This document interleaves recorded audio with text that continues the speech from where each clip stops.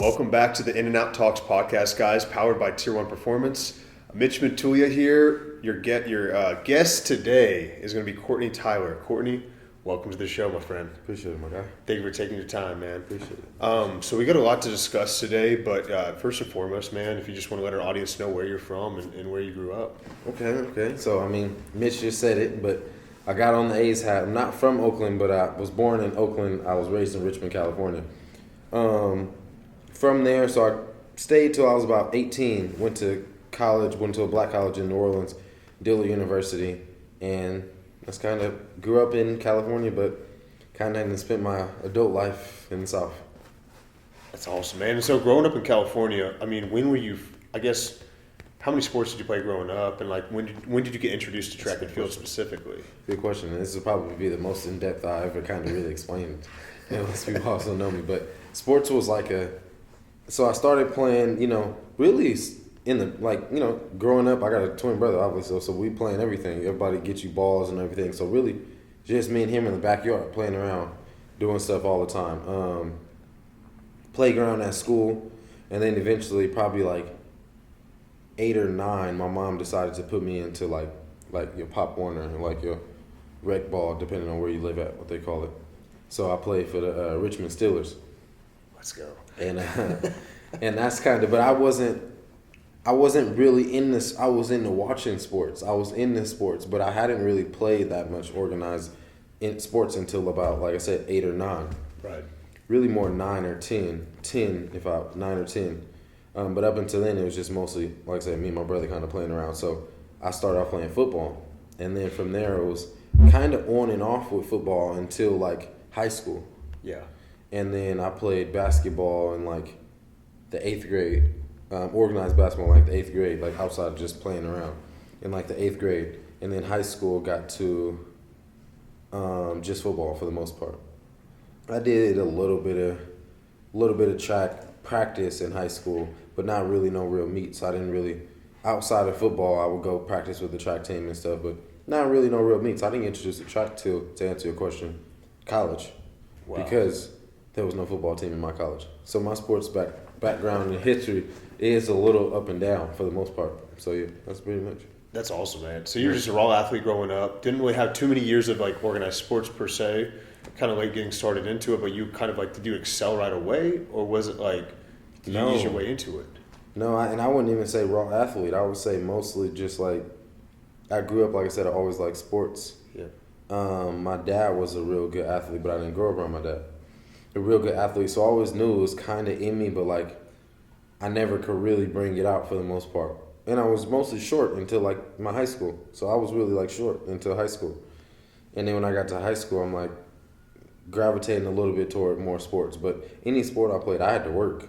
So even football in high school, I had to work hard, and I was good, but we had a real good team. So kind of being in and out of sports and I didn't get a chance to really do the excelling that I really wanted to. So yeah, I was always kind of athletic, but being in and out of sports and organized, I didn't really get to. That's the reason. So I was okay, and I then finally got to college.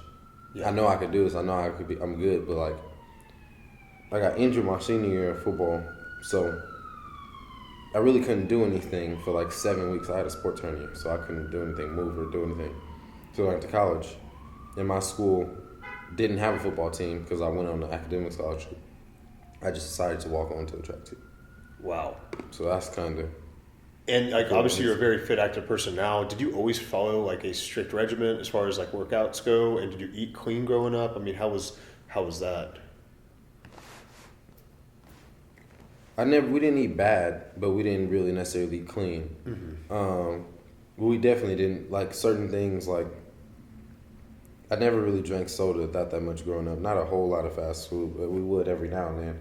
But not really clean or nothing. I didn't really know what clean too much was. My family would make a salad for me every night, but I just was everybody just thought fruits and vegetables is the best, but I don't really know why. I don't really but I did have that somewhat of understanding, but that's probably a little bit more how I got into health and fitness a little bit. Once I got to high school and started reading and understanding a little bit more, understanding what it went a little deeper for me, understanding like food deserts and understanding like access to things and access to good foods and access to like healthy ways of living. I just kind of felt like if I could push for everything healthy, I would make smart decisions. I'd be in a better like place, but not like physical place, just better place. So that's kind of how it started for me. And then I really sought out all information and learned it all. But no, never really high school, never really upbringing too much. It was more so in the middle of college, as I'm studying health and as I'm running track, I kind of just, because even in track, college, Domino's and Chinese food was my diet. We just ran all day. Yeah. And then maybe my junior and senior year, and then I started getting it. And so you got your academic scholarship to Dillard University. Yeah. And entering college, what was like the biggest, like what was the hardest thing about like becoming a student athlete? Was it like balancing out your work, social life, school, and sport? Or did you kind of ease into it pretty easily? Oh, hell no. It was different for me, and it was so hard because, like I said, I've always been athletic, but like playing organized sports, you need that experience, and you need the years behind you just so you can keep just adding to your toolbox every year. So right. I've always been like trying to build up, trying to be the underdog. So my freshman year, I walked on. 2 of us walked on. 1 of us got cut. I didn't get cut. So I had to just. Shit was hard. Track's the hardest sport to train for, especially if you don't already know what you're doing. Hardest sport to train for. It ain't the hardest sport, but it's the hardest to me to train for. And what events were you in? I did the 400 and the javelin. So coming on, I started off with my first year. My coach wanted me to run the 400 because he felt I had to build everything. I wasn't just a natural just sprinter, but I had heart and I could run the 400 at a okay time. And then towards my end of my freshman year, we had a small team, and then so he kind of got to the point of like he didn't really have the time to really focus on really trying to coach me up to get the 400 enough to really be super competitive on our team. And we had some horses on my team. So he handed me the javelin and he kind of gravitated towards me. Don't ask me how. I never really threw a javelin. I'm not a pitcher. Nothing that gravitated towards me. So from that point on, I pretty much just threw the javelin mostly, and every now and then I would do some kind of sprint events, but nothing too like I wasn't the top sprinter on our team, but I could run any race for a nice time. Maybe not competitively against your top schools, so we competed against D1 schools, but I know all the races for the most part. But yeah, 400 was the one that I practiced for the most. Obviously, you practice the 2 when you do the 4 too, but never like a 100. Never like a 100. Still to this day, 100. That's wild, dude. You just jumped right into it. Like you're 400 javelin after never running the 400 or doing javelin your whole life.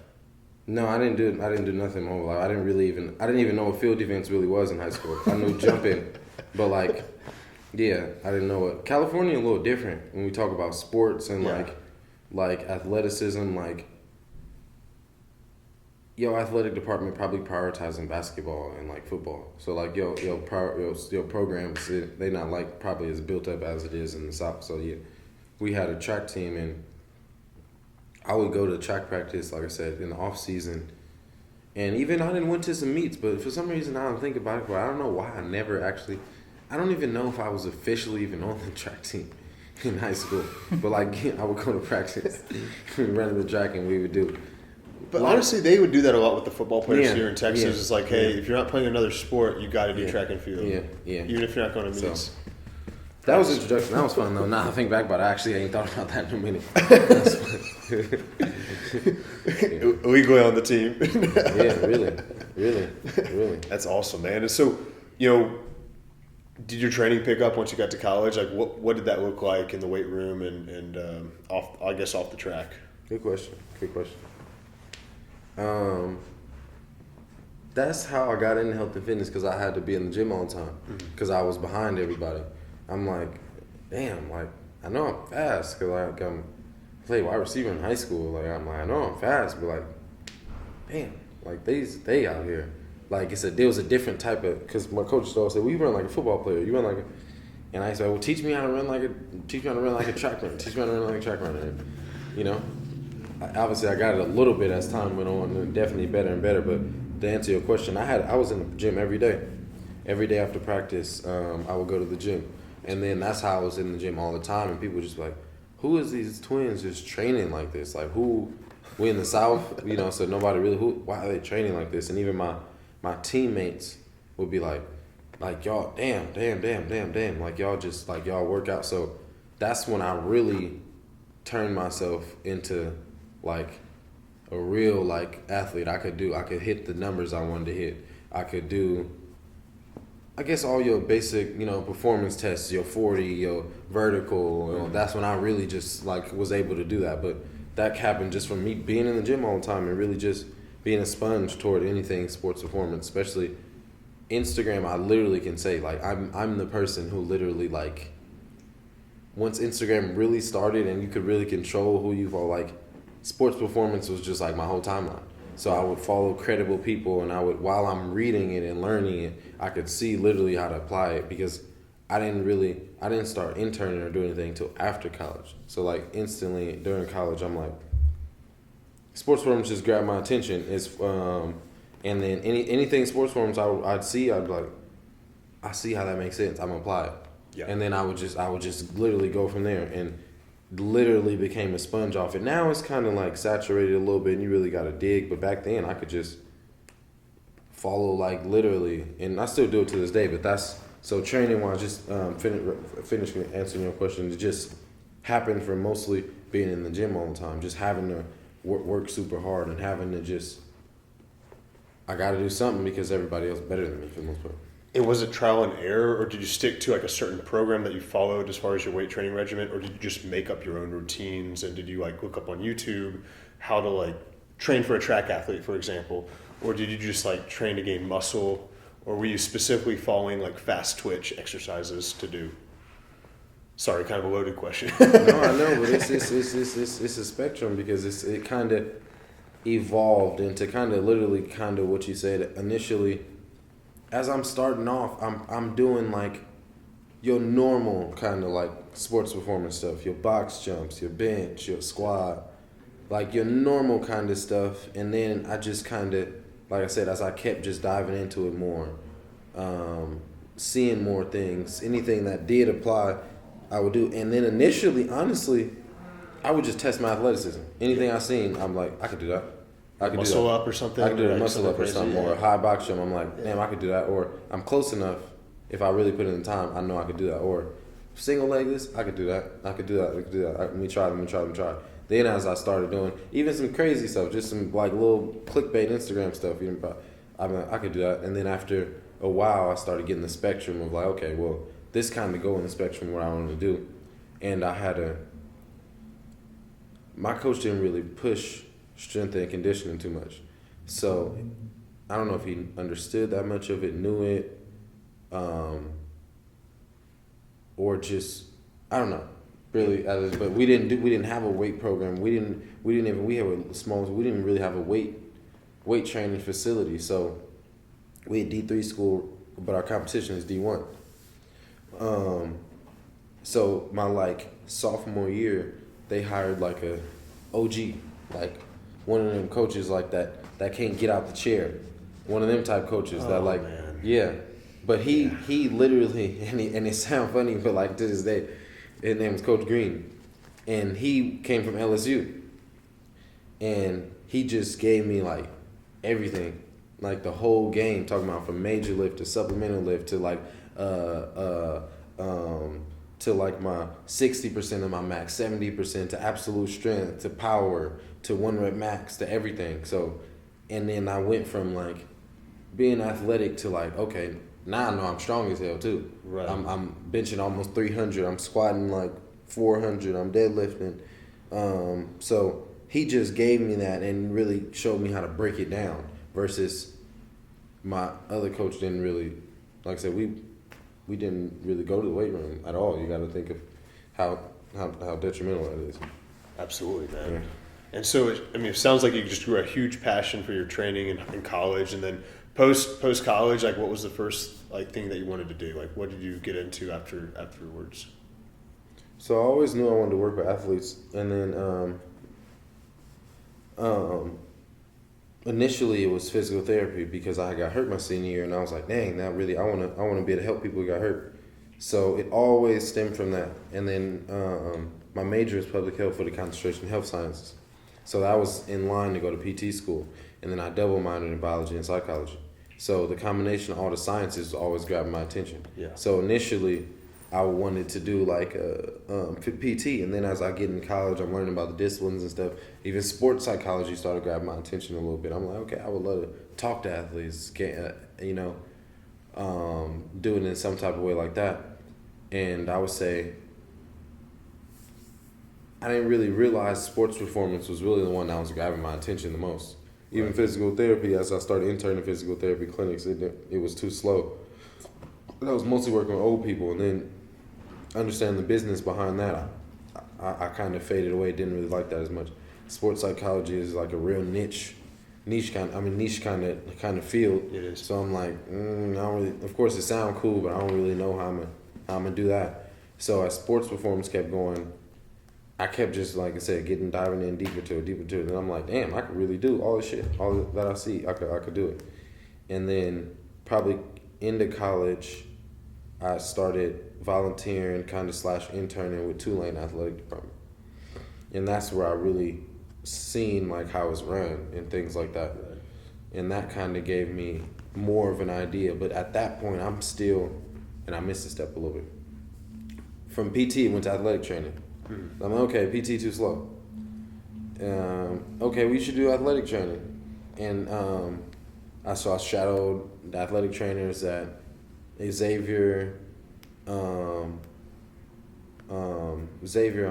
Tulane, and Xavier, Tulane, and one of my friends worked at a high school, and I shadowed him for soccer. So, learning that side of it, I'm like, okay, I like athletic training. It's, we still close to the athletes, we right here, but still was too slow. I'm like, don't nobody really want to see the athletic trainer. Yeah, he cool, but like, don't nobody really want to. I'm finding myself talking to the freshmen. He's talking about, I'm trying to be on the field. I'm like, well, how do I can be on the field? You hurt. Like, you gotta come in here. Well, my mama said. I'm like, oh, no. I'm looking at all the interns over there going to set up on the basketball court without shadow. Once I got to Tulane, it was always basketball. Don't ask me why, but always basketball. Yeah. Never football. I guess football always had a lot of interns and volunteers, so it was always basketball. Women's basketball, women's volleyball. And I'm like, I'm trying to be on the court. I'm trying to be out there with them. Right. I'm over here stuck in the training room filling up ice tubs and getting Gatorades and like. It's hard to transition into that side of things when you're like an athlete. You know what I mean? Because most athletic Yeah. trainers, they weren't athletes. And that's what I started realizing. Yeah. I'm like, well, I like to drink Coca-Colas and sit in the They're office. just cool nerds. Yeah. They love sports. That's Yeah. usually what it is. And that's exactly what happened. I'm like, well, I used to be sneaking over to go on the court and like do the drills. So then that's when I realized, okay, gotta pivot again. Like in my head, I wanted to be able to do both. Right. Be this like super blown, like, okay, come to me for your PT, come to me for your performance training, which I guess in theory you still could, but not really.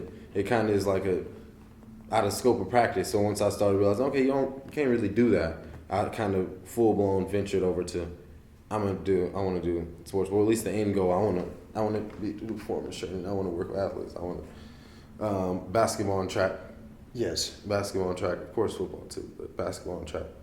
So, and that's how it all shifted. But because working with the women's basketball team, I started seeing, okay, and even it kind of made me, because usually from that point on, the rest of my friends, you went on to actually intern for the school, and you went on to try and get you a position. But I'm like, shit, they going, if the AD leave or if the head coach going to leave, I ain't really trying to be moving around and trying to be switching teams and all and do all that. So I never tried to stay for another one. And then I went to a program for the Saints, and they had an athletic training like symposium where I got to go and meet all their staff and their performance coaches and things like that. And I just like, you cool, but you still big too. You don't really do nothing. And that was like, all of those things kind of led me to, okay, I want to just do sports more. Right, and one thing I love about you too is like, you look the part. Yeah. I don't body shame. However, I do hold trainers to a specific standard. right? It's like you need to set the example. You need to practice what you preach, what you do, and I think that helps tremendously in the athletic realm, man. I can't preach that enough. It definitely does. It definitely does. Which not that the ones that's not is not knowledgeable, but it's like for me at least, yeah, I gotta be. You gotta still show me up for the most part. Oh yeah. You gotta be like, let me get on there and let me do. That's how you got. Let me get on there. And, you know, you might not actually beat me in it, but let me get on. Okay, you still got a little takeoff. You gotta, because that was probably the clash of why my coach couldn't get me throwing. Let me not say him because if I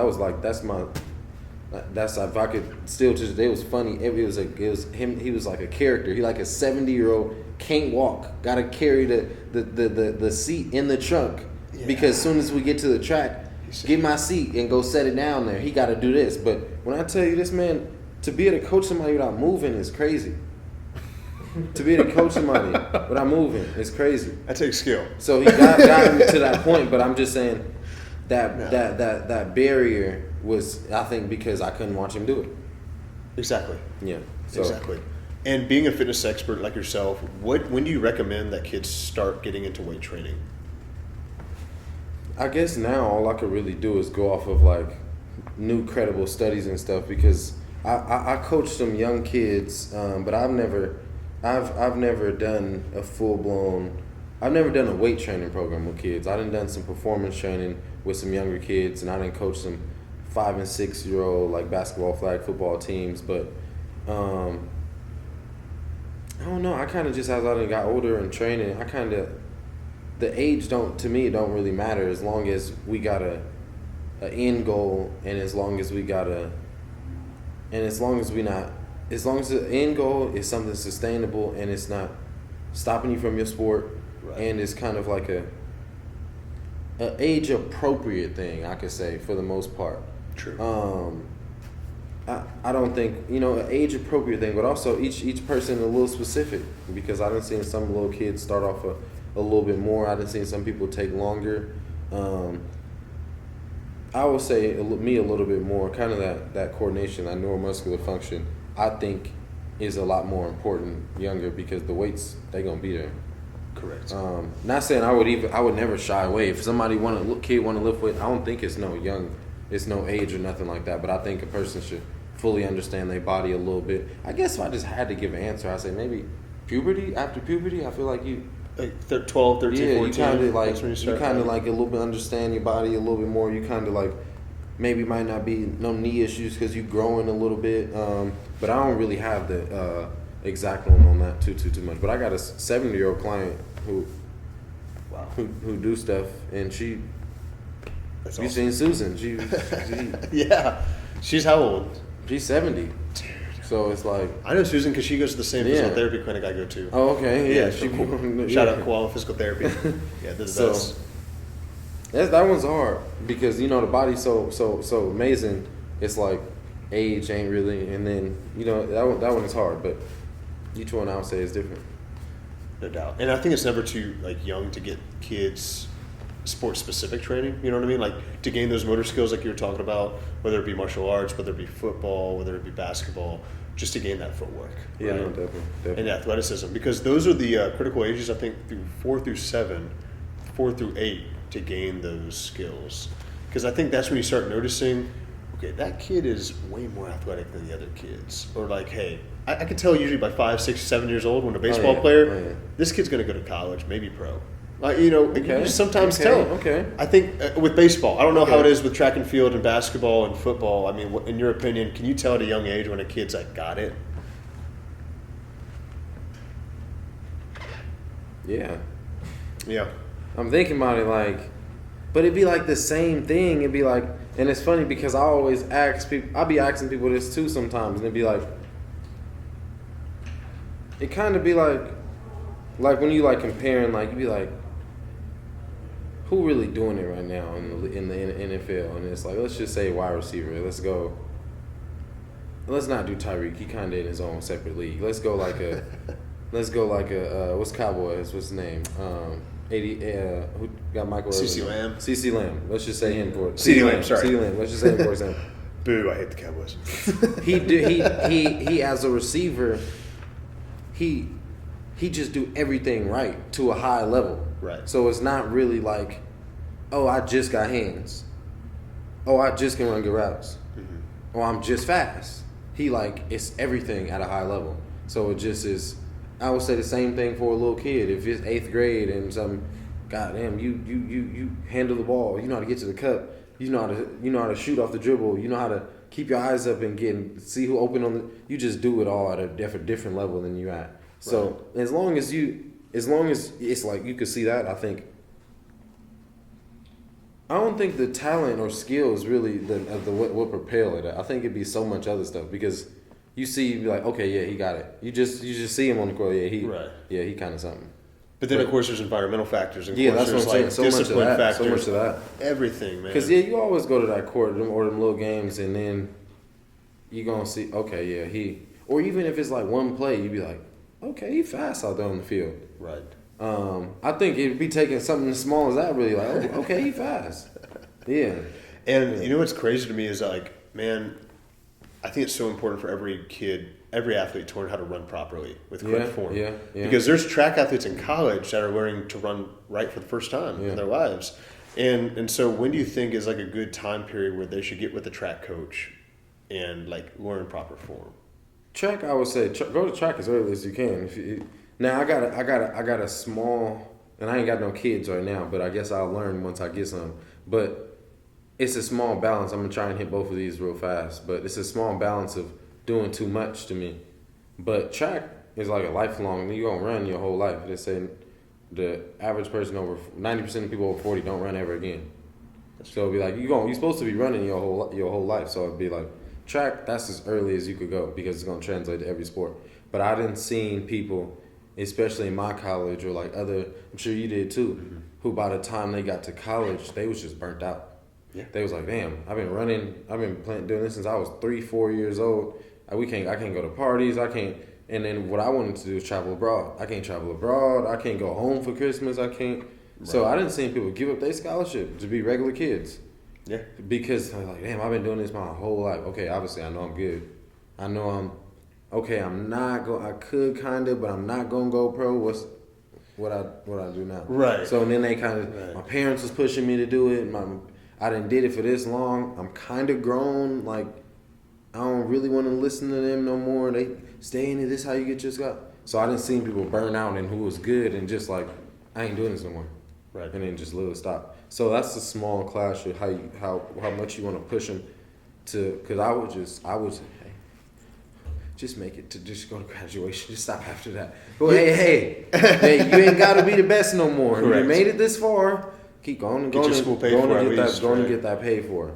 But that's the only clash I would say. But track, I don't think you could burn out in track if you want to go far in track for him. But if you just putting him in track so he can get athletic, go ahead and do that early. So he gonna blow past everybody in any sport at that point, especially basketball and football. Well, and that's what Jordan's dad had him do. Track. He had him do track, competitive track, like AAU track, and track Houston. He did not like it. Who didn't like it? Jordan did not like it. Well, that's because that's a high level. Yeah. Oh, it was high level. I was getting beat by kids that weren't even my age. They were younger than me. So that just deteriorate probably your mindset a little bit. Yeah, that and the workout itself. But it did help him translate to baseball. He was a base stealer. He was one of the fastest guys. Okay. Yeah, so see? It translated well, and he had good form. That's the biggest thing. I'm not gonna say it didn't help, but at what cost? No, we'll go. Yeah. So if I was traumatic practices introducing a kid to the track, but don't have them too because even track athletes, don't nobody want to do track practices. That's the thing is I feel with my baseball athletes, I try to tell them, hey, get with a track coach to just work with you one-on-one, just to critique your form. Yeah. And then once you have the form down, just work on it on your own. Work on it on your own, or just for me at least, and I can only talk from how I went, playing them different sports because now I feel like kids don't do it as much. It's so much AAU. It's so much get in your sport. That's your sport year round, so you can get ranked and do all this. But you played other sports. At least for me growing up, whether it was organized or you just always wanted to be active, you just turned into a better athlete. So it was me. It's okay, well and I just think the better athlete depending on how far you want to go, obviously we know your levels you get up. You need to just be specific at your sport. But like that, just being an athlete was like. So, like, I would be getting my ass whooped in track practice, and my coach was crazy as hell. But coming from California to running in the hot sun, it's just beaming on you. But I'm like, no, I'm an athlete. Like, this is what I'm going to do. So I feel like people should track. If you got to just use that as your motivation. Okay, he could do it. Okay, let's compete. Like, he could do it. Let's compete. I would say do that. So you're a big believer in multi-sport athletes. Yeah. Because we are too, man. Like, I preach to these kids. I think a lot of, especially in the baseball realm, kids are sticking to baseball only at such a young age. Mm-hmm. And it's becoming more detrimental because they aren't becoming better athletes. Yeah. And so I was like, I played 5 sports a year up until high school. Yeah, see? When I got to high school, I kind of just stuck to baseball, football. Yeah. And then, if you want to make it to college or the professional realm, maybe by your sophomore year, stick to one. Yeah. But I'm a big believer in doing as many sports as possible to gain those fine motor skills, because then you're just a great athlete. And depending on what sport, I don't know too much about baseball training, but depending on your sport, as you keep getting older and older, practice is becoming lighter and lighter these days. Correct. So it'll be like, really, and I talk about it all the time, but basketball players is not athletic to me. They are basketball players, most of them. Yeah. You got your jaws, but have them do a single leg contralateral shoulder press or something. They're not really, and that's because most basketball players only play basketball. That's right, Ethan. What I always liked was just being able to like just compete. I always wanted to compete so I could talk shit. Compete. Whether if you're better than me or not, okay, let's line up. Okay, I see what you did. Next time, let's compete. Let's control the aggression. Yeah. So that's what I always was trying to do. Which in football, you get that already, but that's what I feel like playing multiple sports does. You really compete. Yes. So it's like, even if I'm a football player, okay, it's PE today or something, and we got soccer. Okay, that's what it is. And I feel like when you play that one sport, sometimes you just get in the mode of just like playing that one sport. Okay, you a basketball player, let's play. You a basketball player, but it'd be like that real athleticism. You like, nah, we y'all going to track today? Y'all going to the field? Y'all going to, Yeah. That's what I think. I like that more. And I imagine in track and field, playing other sports would help you in field events. Playing other sports, that's always they always go get the football players for the conference, the shot put, and the basketball players for the high jump. And yeah, no, definitely. You might as well. We're fighting age here. We're fighting age, everybody. Unless you're a freak athlete like LeBron.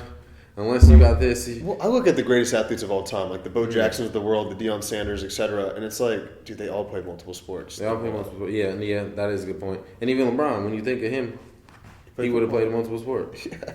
And yeah, you guys right about that. The best ones, like, they would have been able to do something else. Oh, they could have gone pro in multiple sports. Anyone, even a Kobe or so Kobe would have been I don't know. I think Kobe, did he do soccer? He knew another language, but he never. I don't never think he never. That's not it. I don't think he never did soccer, but he knew other languages. But maybe when he was like in Italy when he was young, right? Like but I think he could. I could have seen him doing a soccer. Yeah. I could have seen him doing a lot of different. But yeah, you're right. I ain't never thought about that like that. The best, even the best at their respective sports. Yes. Was kind of just like, okay, they're the best athlete too. Oh, there are multiple scholarships out of high school for different sports. Yeah. Yeah, I ain't never thought about it like that one. Yeah. And so, our viewers out there today, like, where can they find you training at now? Like, I know you have online clients. I know you have in-person clients. I'm at Equinox right now. Equinox River Oaks in Houston, Texas. Very nice. So there, and then definitely my online clients, definitely private clients. Trying to get some more private clients, and then 2024, I'm trying to transition more. It's probably like one more certification I want, but other than that. I'm always trying to learn, but I don't think I really need one more. But I do want to. I want to transition into more sports performance. So, trying to find out and trying to. I got a plan. I got a blueprint. So it's just trying to execute it this year. So that's awesome. That's transitioning to it more because that's training my passion, but working with young athletes, and just pushing people to that. That's my passion even more. And I've been enjoying the content that you've been coming out with on Instagram. So what's your Instagram account for the viewers out here? We're going to make sure to attach it on here as well. Tunnel Vision Boss. So regular Tunnel Vision, and then just add Boss on the end. Very nice, man. Courtney, I really appreciate the time you took today, man. It's all good. I felt like I got to let a little bit out. Tell them a story. Yes, sir. 2.